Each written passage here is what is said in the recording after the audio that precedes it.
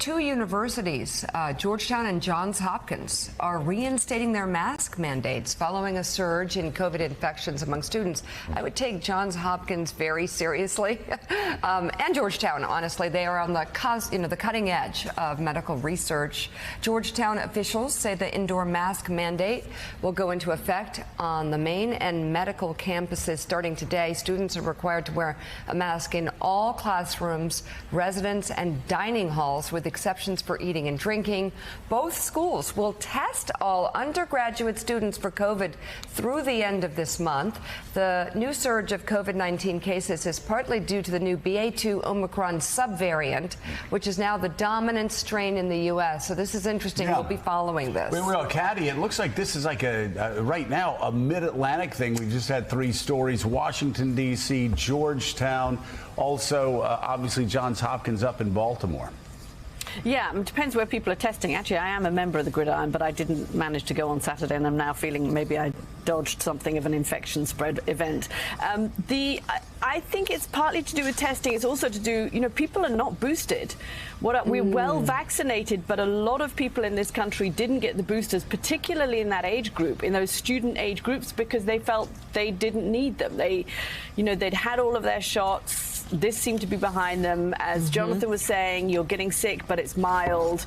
So the booster rates are still low. Now they've started instituting fourth boosters for people over the age of 50. I mean, at the end, we're going to have to decide, are we just going to accept that if you go to a big event, and I've been to the Gridiron, there's no ventilation, or if you're in a classroom, or if you're in a student dining hall that doesn't have much ventilation, the chances are you could get it, but it's not going to lead to hospitalization. You're probably going to have to stay home for a few days because you do feel pretty sick.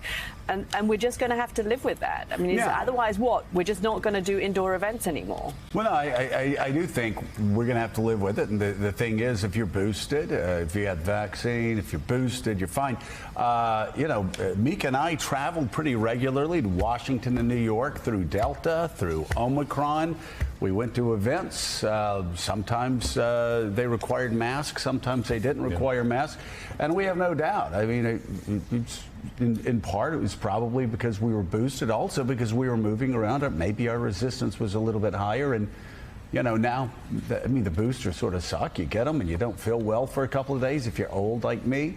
But aren't we up to like the 12th boost? Like, didn't they say you can get a new boost or something like that? And Dr. Fauci made the point amid all this in the last couple of days that they do wear off. The booster wears off, and you're going to have to keep coming back for more, and you're going to get more of it. And you're right. We joked about never leaving the apartment, but the world is opening up again. Yeah, and it's got to open up. Go outside New York City. Outside. New York City's back. You're going to go to a dinner. There's going to be a fundraising event, a charity event, and people are back doing those things. So, as Caddy said, how much risk are we willing to tolerate? Well, exactly. And by the way, we need to get back out there. I will tell you that my family over the past couple weeks, we got out. Everybody's getting out. The masks are coming off. Nobody got COVID, but I'll tell you what, we all got the flu. I mean, it's like, fine, like, get out there. That's one of the things I think that China really is grappling with right now. They've had a zero COVID tolerance policy, and it's actually devastating their economy. They've got problems with Hong Kong. They shut down entire cities. We need to get on with our lives. We need to keep moving forward. Get the booster.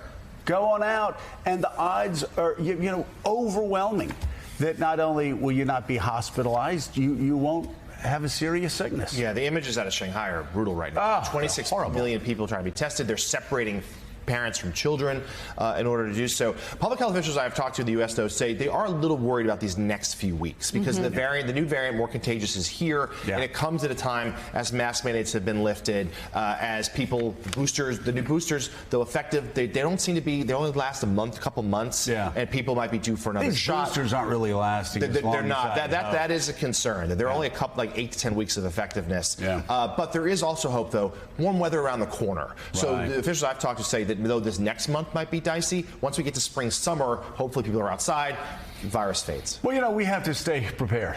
I'm not going to say stay vigilant as far as, when you say stay vigilant, people are saying, put 15 masks on and don't do anything. People need to go out, need to do things again.